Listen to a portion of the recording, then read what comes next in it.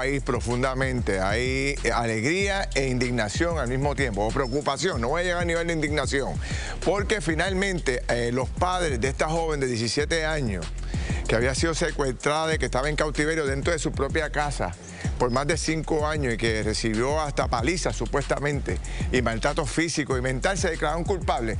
Pero hay una supuestamente, y eso lo vamos a discutir aquí, uno de los acusados o de los que se declaró culpable, que su gran sentencia es de 6 días de cárcel. ¿Será cierto eso? Vamos a discutirlo aquí a profundidad. Además, dos madres hoy impugnan públicamente esta nueva ley de libertad bajo palabra que tanta controversia está generando, y el secretario de Educación viene con un modelo nuevo para evitar que los muchachos se cuelguen en las escuelas de Puerto Rico. Con eso arrancamos a jugar pelota dura.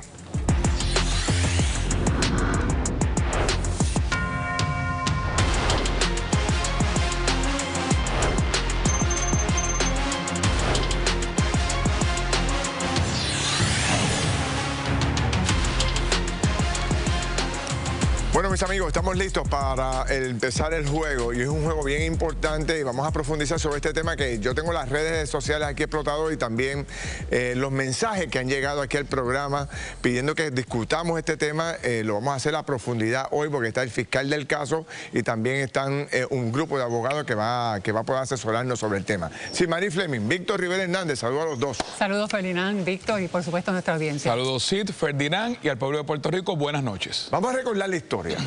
Porque esto es lo mejor que tiene este programa, porque lo tenemos todo grabado y podemos volver a presentárselo al país para que el país lo recuerde. ¿Qué pasó con esta joven de Tuabaja, 17 años, que rompió una ventana y pudo brincar desde el segundo piso de su casa y gritar a toda voz que estaba siendo maltratada y secuestrada? Vamos a ver la historia.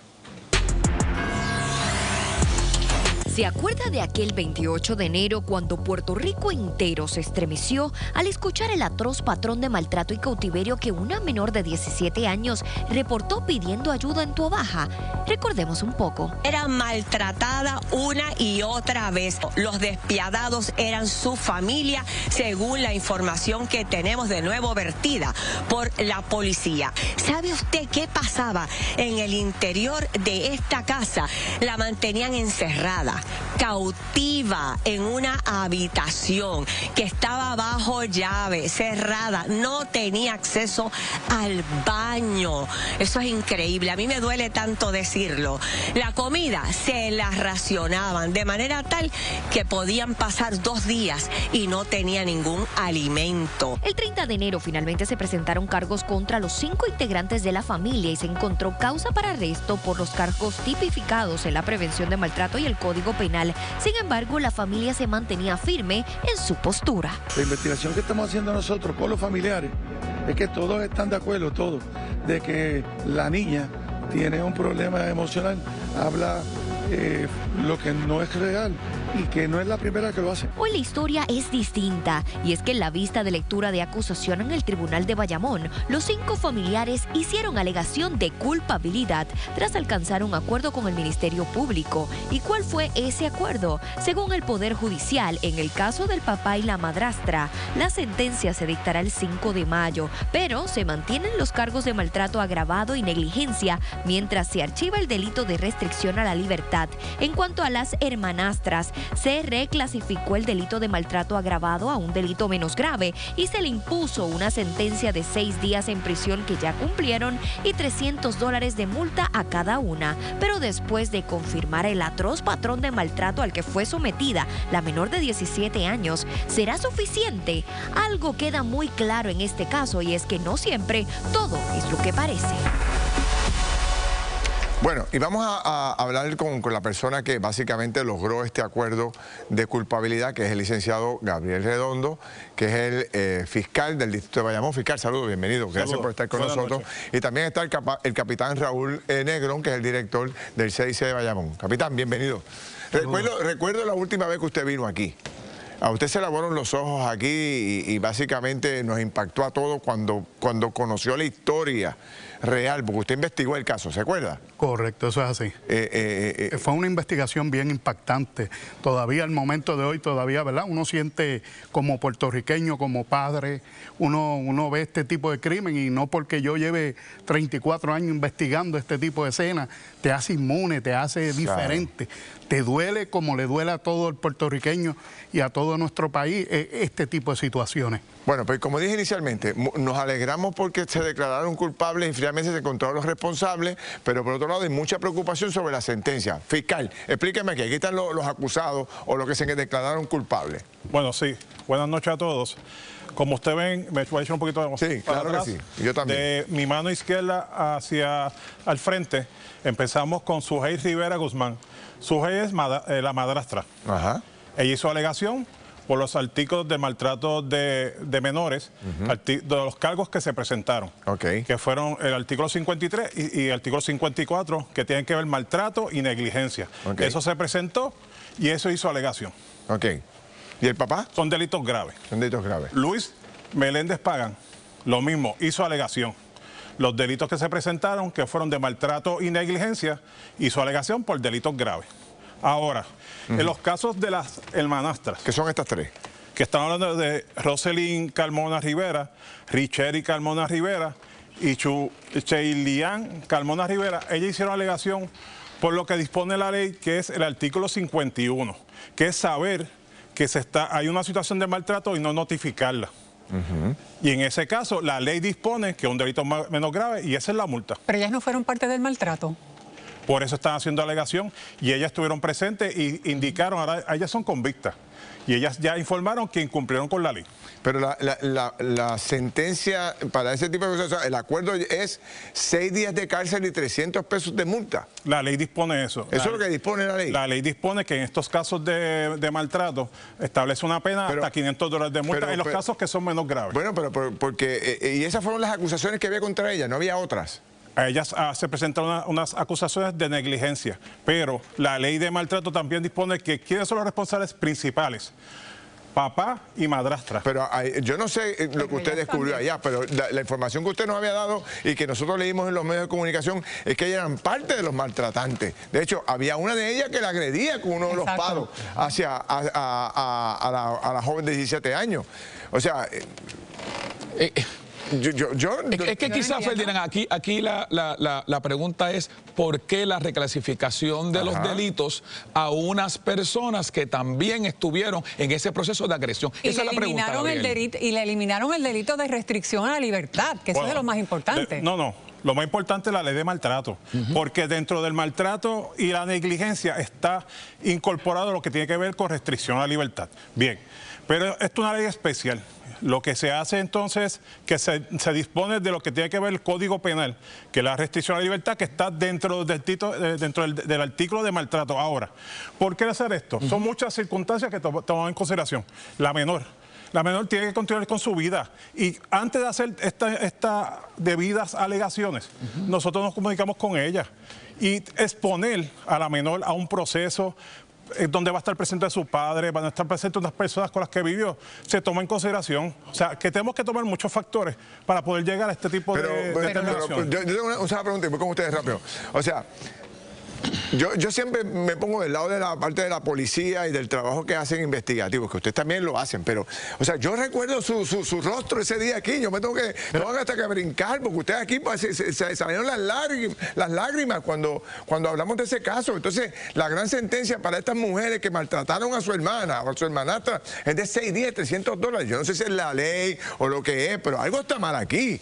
O sea, ¿cómo usted se siente después de haber investigado y haber visto todo lo que ha pasado, que estas muchachas van a salir, ya están libres, porque ya cumplieron los 6 días? Bueno, te puedo decir que este caso desde el inicio lo estuvimos trabajando conjunto con la Fiscalía. Presentamos toda la prueba, se evaluó. Te puedo decir que yo me siento a gusto con el sistema judicial de Puerto Rico. No es perfecto, pero es lo que tenemos. Sí. Miren lo que dijo uno de los abogados de defensa de las jóvenes hermanastras de la niña de 17, de la joven de 17 años. Vamos a ver lo que dijo. La de ellos percatarse que la prueba que ellos tenían no era tan sólida, o no tan solo que no era tan sólida, en algún momento se podía, como decir, cambiar la balanza y establecer que la nena o no tenía interés, la menor, o no tenía interés o no quería declarar simplemente. Lo que pasó hoy, una alegación por conveniencia, pero eso no significa que están aceptando los hechos ni cómo se imputaron, al contrario, se tuvieron que reclasificar de unos delitos graves de maltrato, de negligencia, a unos menos graves. Víctor. Gabriel, dígame. Yo te conozco a ti hace 35 años, sé quién eres tú y que sé la clase de fiscal que tú eres. Pero al oír a este abogado, uno lo que piensa es que ustedes no tenían la prueba suficiente, la evidencia suficiente para sostener el caso y por eso la reclasificación. Te pregunto, ¿eso es así? ¿Reaccionas a lo que le he dicho aquí? Yo difiero de usted. No. Porque aquí... No, te hago una pregunta, no te estoy haciendo planteamiento, estoy haciendo una pregunta. Pero difiero. ¿Por qué? Porque no vayan al micro, vayan al macro. Los responsables principales, padre y madrastra, que están haciendo alegación. Esa es la situación. Estas personas están aceptando lo que hicieron por el imputado. Es más, recuérdense que este caso es una vista muy fogosa, donde pedimos hasta circuito cerrado. ¿Por qué nosotros pedimos circuito cerrado? Para no exponer a una menor que esté presente cuando esté declarando. Y todas estas circunstancias tenemos que tomar en consideración cuando un proceso se ve. Aquí no es exponer a una menor a que sufra y pase situaciones. Pero es que ella sufrió. Está bien, ¿y por qué entonces poderla sufrir más? Si lo que están buscando es una solución al caso y que sean responsables. Tenemos 5 convictos ahora mismo que aceptaron, y yo escuché a un juez decir, ustedes son culpables. Ahora, y cada uno va a ser responsable de los actos que hicieron. Y eso fue lo que se consiguió. 6 días para las 3 hermanas. Y el padre de la madrastra... Es fuerte, fiscal. Yo me voy a unas palabras de Víctor. Todo el mundo sabe de su credibilidad y su trabajo, igual que el capitán. Pero 6 días de cárcel, después de lo que relató esa muchacha públicamente, que recibió... se cansaron de maltratarle y caerle a palo a las propias hermanastras, que ahora estén ya libres. ¿Y quién es bien difícil de entender ¿Quién tiene la custodia de la menor? Ahora mismo la custodia la tiene el Departamento de la Familia, y eso también se toma en consideración. Óigame, no solo 6 días. Pero ella no va a regresar a vivir con las hermanas. Como parte también del acuerdo se emitió una orden de protección por 3 años.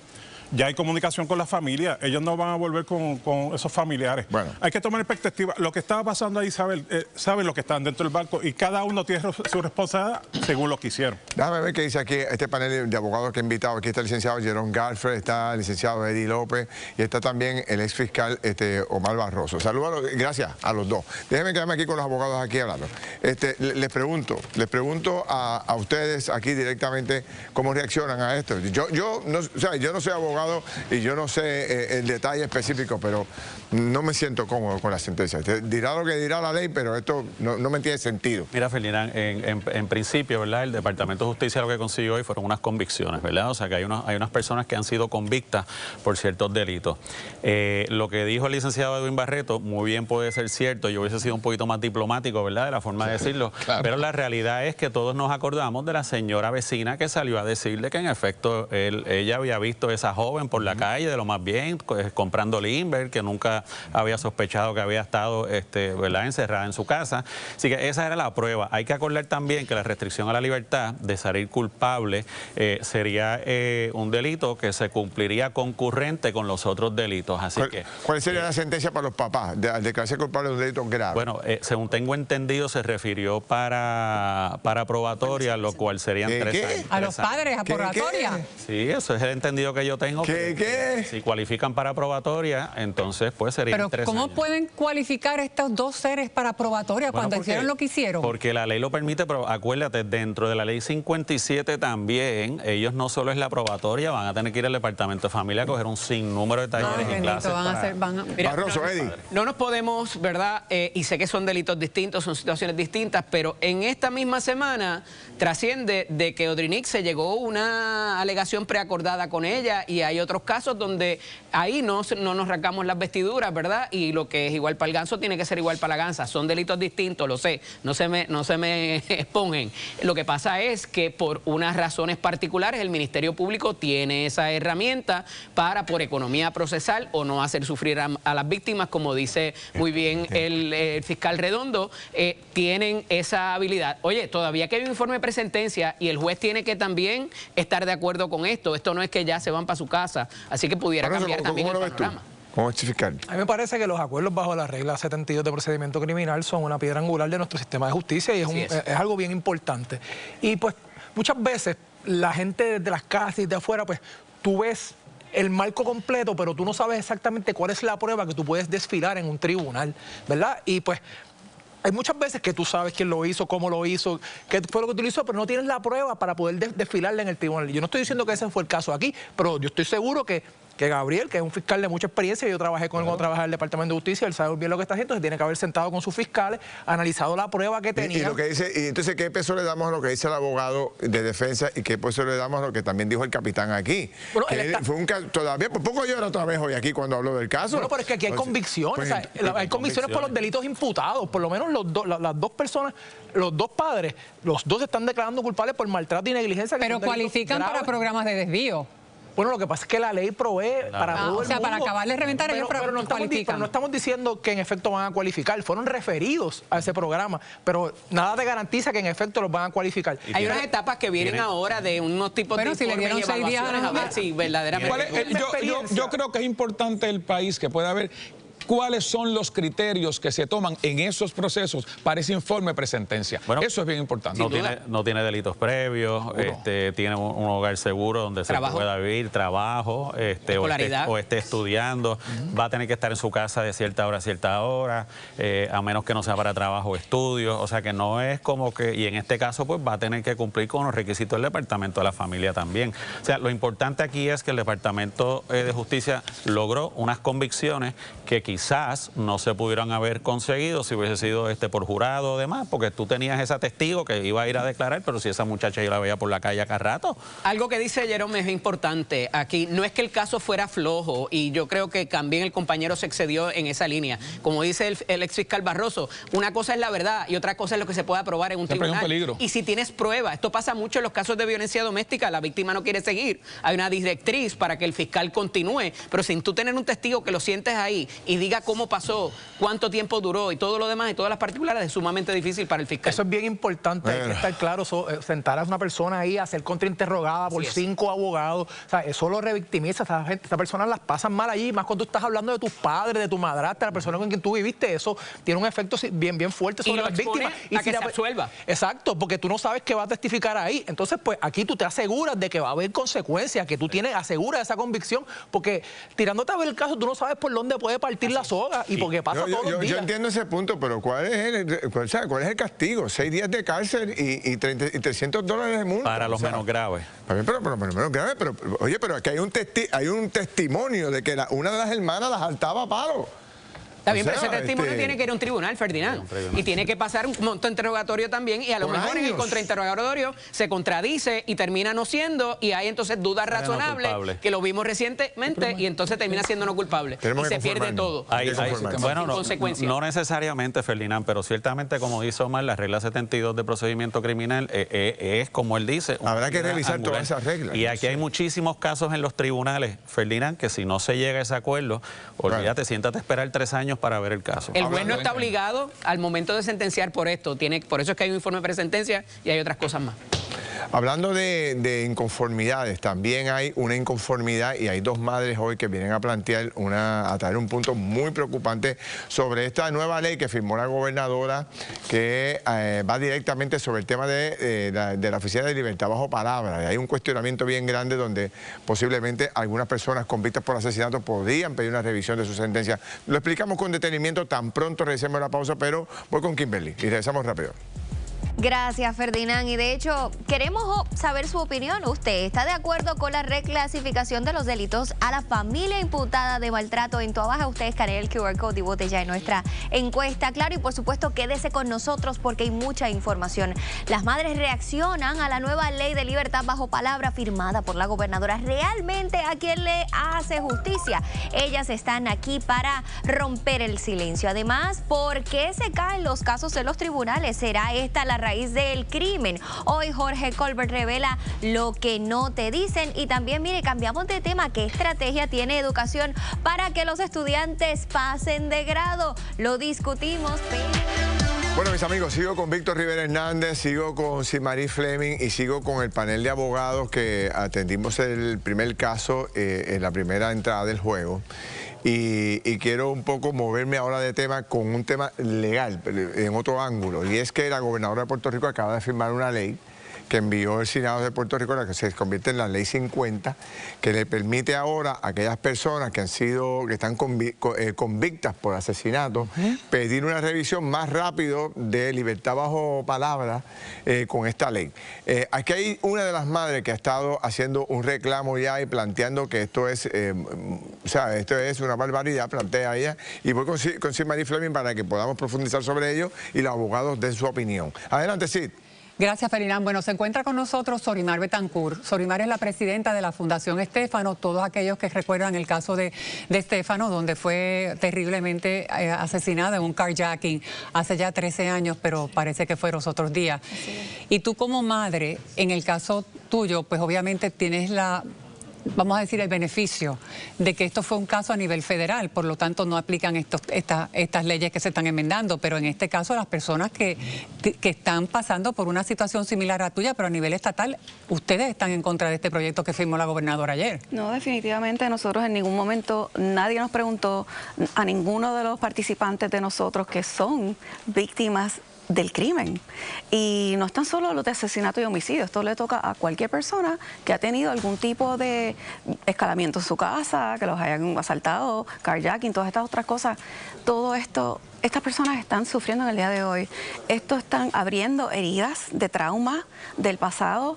Si tuvieron la posibilidad de tener una sentencia y ya estar más tranquilos para... En ese momento que se da una sentencia es que uno empieza como que, en verdad, a sanar todo esto y pasar la página. Pero si cada vez van a tener que volver a la Junta de Libertad bajo la palabra y tienen que ir 5 veces como le ha tocado a Alba Reyes y todavía no tener la posibilidad de ni siquiera la primera vista, porque siempre pasa algo, y la última vez fui con ella y faltaba un informe del Departamento de Corrección. O sea que le dijeron que ahora tenía que volver otra vez más.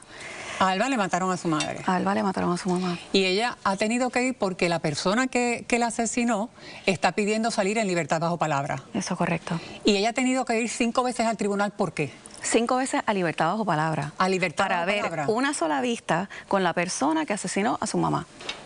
Y han estado, o sea, te citan a las 8:30, a lo mejor ya en ese momento que yo fui con ella, a las 11:15, fue que pudimos entrar y le dijeron de que faltaba un reporte del Departamento de Corrección y por eso no se podía ver la vista en ese momento. ¿Y cómo este proyecto empeora toda la situación, esta nueva ley? Bueno, definitivamente si ya estaba cada 2 años que se pudiera tener esta oportunidad, porque claro, yo creo en la rehabilitación y he llevado personas que han pasado por la cárcel a escuelas y todo lo demás. No tiene nada que ver con eso. Lo que tiene que ver son con las víctimas, con los derechos de esas víctimas. Hay una carta de derechos. Esas víctimas tienen el derecho a echar hacia adelante, a respeto, a información. Porque en ocasiones también he visto gente que las han sacado de la cárcel y ellos ni se enteran o se enteran el día que los van a sacar o el día antes. Bueno, el caso de Camila, ¿no? Que fue el caso que la nena, o sea, que la mataron en un hit and run y este individuo a los 2 años, ya que le habían dado 13 años en libertad bajo probatoria y ahora a los 2 años lo dejaron salir y entonces ahora está en la ciudad de Florida.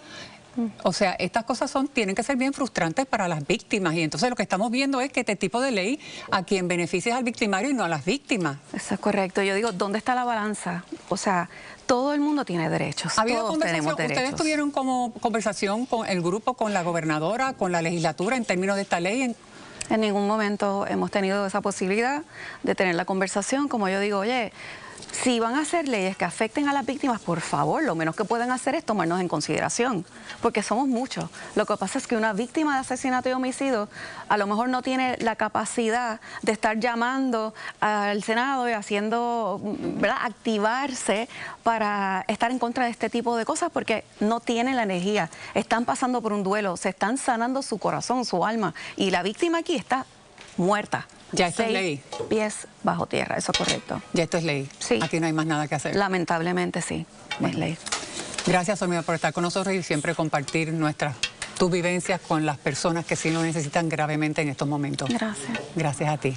Vamos ahora con Felina. Gracias a ambas, sin duda, pues es muy importante lo que plantea. Sigo con Víctor aquí y el panel legal y quiero una opinión. Ustedes los 4 son abogados. O sea, la gente, hoy me llama un familiar muy cercano, bueno, bueno, en detalle. El punto es que me dice, ¿tú has visto lo que ha pasado con esta ley que acaban de aprobar? O sea, también vamos a sacar a los asesinos a la calle. O sea, esto cae de una forma tan preocupante a la gente que yo quiero una explicación oficial, legal de ustedes para que no cunda el pánico en el país. Mira, Felina, antes que se firmara que la gobernadora haya firmado esta ley, esto estaba manga por hombro, ¿verdad? La Junta de Libertad bajo palabra veía tu caso cuando le daba la gana, se rendían informes cuando le daba la gana. No es que un asesino que se ha sentenciado en el día de hoy, pues en un año va a la Junta de Libertad bajo palabra. Eso no es así, tiene que cumplir el mínimo de 25 años antes de ir a esa Junta de Libertad bajo palabra. Si se le deniega en ese momento salir bajo libertad bajo palabra, pues entonces la Junta de Libertad bajo palabra tiene un año más para poder comenzar el proceso nuevamente. Si nosotros creemos que nuestro sistema de corrección es uno de rehabilitación, pues debe de ser así. Si el pueblo, ¿verdad?, quiere pensar de que no rehabilitemos a las personas una vez estén presos, pues vamos a deshacernos de eso, pero es una discusión que hay que tener. Yo creo que darle un poquito de uniformidad a esto es bueno. Lo que pasa es que lo que precisamente está en juego aquí, está en controversia, es la rehabilitación y la capacidad del Estado para rehabilitar.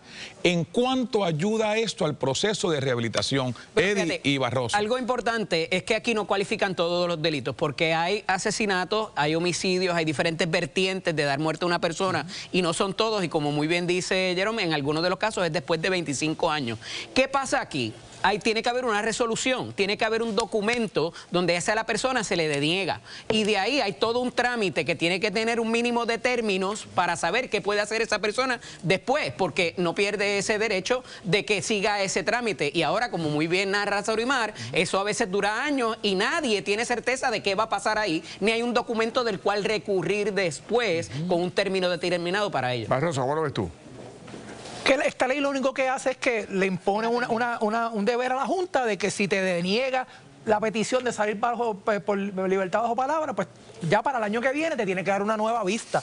Pero las condiciones, las cosas que se toman en consideración para en efecto otorgarte ese privilegio no han cambiado. Bueno. Aquí solamente lo que es que antes te decían que no y podías estar 5 años más esperando por una nueva vista. Ahora, si pues, ahora obligan a que sea anualmente. Pero también está en cuadre porque no dice cuáles son las consecuencias si no cumplen. La ley no ¿Sabe cuál es el gran problema? Que antes no había ningún tipo de término. No había término. No había término. Y entonces ahora han puesto un término y todavía la gente se cuestiona por qué el término de un año y no otro término. Pero yo creo que hace falta que el Estado explique un poco lo que significa esta ley, porque sin duda alguna hay múltiples interpretaciones de lo que se firmó el día de ayer por la gobernadora y hay mucha gente preocupada sobre el particular. Y en el Senado, cuando salió el proyecto del Senado, era por 6 meses. Era la Cámara se puso al año. Muy bien. Gracias a los tres. Le agradezco todo el tiempo que nos han dedicado aquí hoy para aclararnos algunos puntos. Voy a ir con Kimberly cuando regresemos. Quedan 2 temas bien importantes. Jorge Colbert, como nos trajo ayer todos estos datos del crimen, hoy viene con una información más violenta todavía, bien importante. Y también está el secretario de Educación, que trae un librito nuevo de cómo es que vamos a lograr que los niños no se cuelguen en las escuelas en Puerto Rico. Venimos rápido. Adelante, Kimberly. Así es, Ferdinand. Mire, nuevos enfoques en salones de clase buscan mejorar el rendimiento académico, pero ¿funcionarán? Usted se entera solo aquí en Jugando Pelota Dura. ¿Y por qué los casos no se sostienen en los tribunales? ¿Cuáles son los efectos? Pues mire, ya está aquí nuestro querido Jorge Colbert. Gracias por acompañarnos. Danos un adelanto. Bueno, hemos pasado juicio sobre la labor de la policía, del Ministerio Público. Hoy le toca el turno a la rama judicial y vamos a dar unos datos bien interesantes, particularmente de unos informes que han salido recientemente con relación a la labor de todos los jueces y juezas en Puerto Rico. Así que usted quédese aquí porque él se lo cuenta en lo que no le dicen. Esto es Jugando Pelota Dura. Bueno, mis amigos, ayer Jorge Colbert jamaqueó el palo. Eso, recibimos mensajes de todos lados, lo discutimos en radio también, y hay muchísimas personas planteando que es increíble cómo ha crecido el tema del narcotráfico y la droga en Puerto Rico. Hoy damos continuidad a todo ese tema. Adelante, Jorge. Así es, Ferdinand. Hoy vamos a hacer un análisis de datos oficiales de la labor de la rama judicial. Tengo que iniciar diciendo lo siguiente. La rama judicial es de las entidades públicas, en mi criterio, que tiene de los mejores sistemas de fiscalización a los miembros de la rama judicial. Es decir, anualmente, y todas las estadísticas están al día, cosa que no tiene la agencia del Ejecutivo. Informan el número de casos, cuántos se arrastran de año a año, cuántos casos se resuelven, cuántos se caen en vista regla 6, en vista preliminar, cuántos hay convicciones, cuántos hay no culpabilidad, cuántos se archivan. O sea, tienen un detalle por región. Y tengo que decir que exceptuando una sola región, el resto está sobre un 90% de efectividad. Hay unas que están en un 99%. La región que hay que mejorar y apretar, Aguadilla. Algo pasa ahí que está en los 80 y pico %, que no está mal, pero evidentemente no está igual que el resto del sistema. Pero fíjense en las estadísticas de lo que está ocurriendo, porque aquí hay un componente que está la policía, está el Departamento de Justicia y los jueces. En primer lugar, de los casos que se cometen en la fase de investigación, es decir, en la policía y en el Departamento de Justicia, se esclarece el 45% de los casos, pero solo se erradican el 22%. ¿Por qué? Bueno, porque saben quiénes son las personas que cometieron el delito, pero no tienen la prueba para sustentarlo y por lo tanto el porcentaje de erradicación es mucho menor al esclarecimiento. En términos de las convicciones en los casos de violencia es bien alto, es un 90%, pero es del 22% que se erradican. Así que vemos ese número 90 y pensamos que es 9 de cada 10, pero no, es 9 de cada 10 del 22% que finalmente se erradica. Y este detalle también que me parece bien importante, que el 23% de los casos que se presentan se caen en regla 6 o en vista preliminar. Quiere decir que básicamente 1 de cada 5 casos pues no llega o se elimina en las primeras fases de los casos. Ahora bien, la rama judicial publica, y eso está muy bien y felicito a la rama judicial, tienen al día todas sus estadísticas, usted la puede llegar a sus propias conclusiones.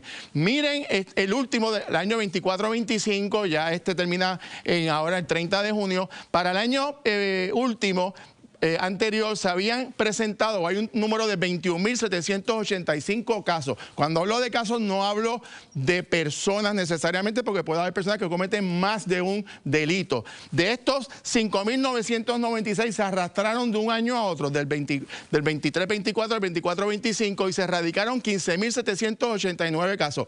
Miren la función de la rama judicial, 71% de los casos que fueron radicados y atendidos, 71% es un número alto, es un número efectivo. Convicciones, 75% es alto, es muy bueno. Solamente en absolución, 4%, que es un número bastante bajito. Ahora bien, aquí este es el planteamiento: archivos u otros tipos de programas, 19%, 2.892 casos. Para que tengan una idea, en Puerto Rico la población penal son alrededor de 15.000 seres humanos, de los cuales 6.500 aproximadamente están cumpliendo en la cárcel. Hay 1.000 sumariados, que son los que están esperando a juicio, y más de 7.000 personas convictas cumplen, oigan esto, fuera de la cárcel. La pregunta es, ¿esto es culpa de la judicatura? La respuesta es que no. Las leyes, los jueces resuelven a base de las leyes, y la legislatura tiene que mirar el campo de acción del Estado de Derecho para saber si el sistema es eficiente o no, porque los jueces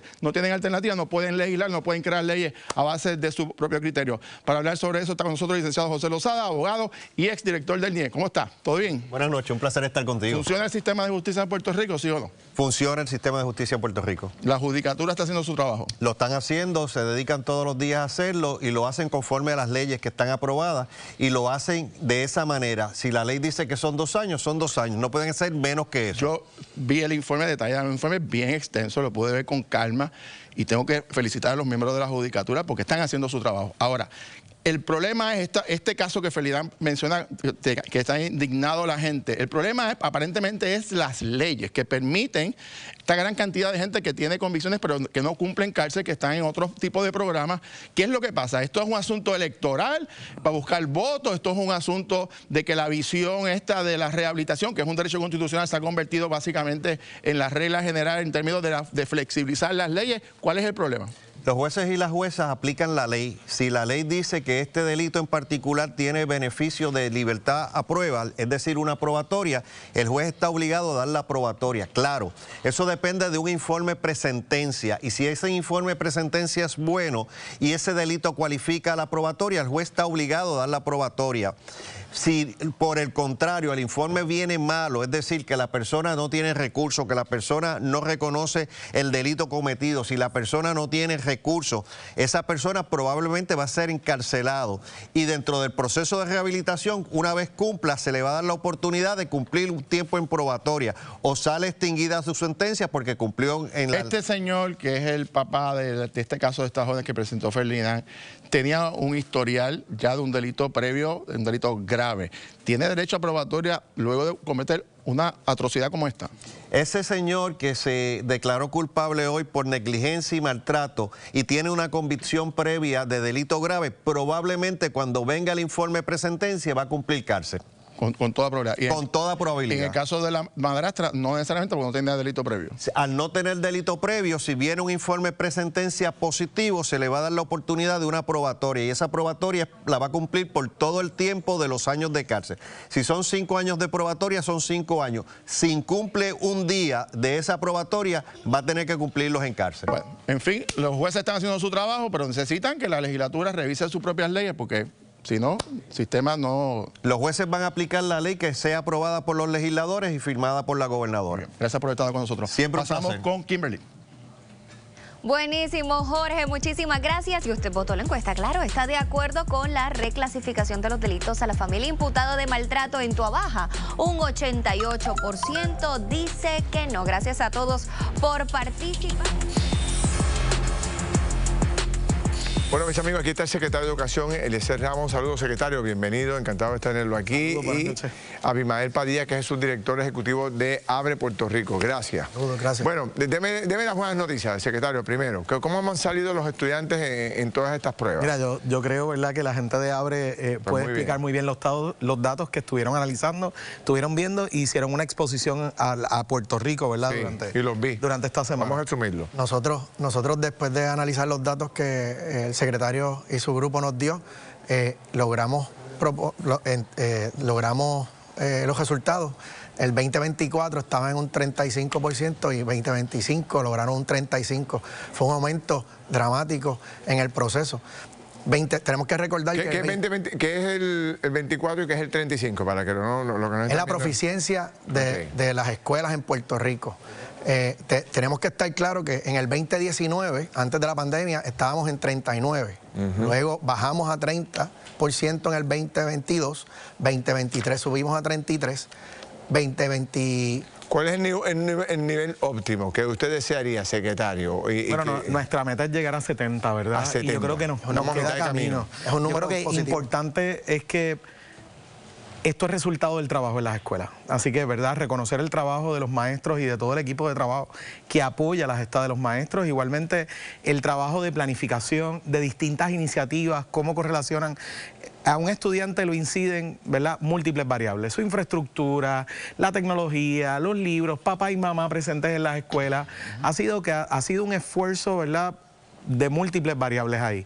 Importante aquí es que Puerto Rico es parte de las jurisdicciones que ya puede decir sobrepasamos los niveles prepandemia, que sabemos que la pandemia impactó a todas las jurisdicciones. No hay una en el mundo que no haya recibido un impacto negativo.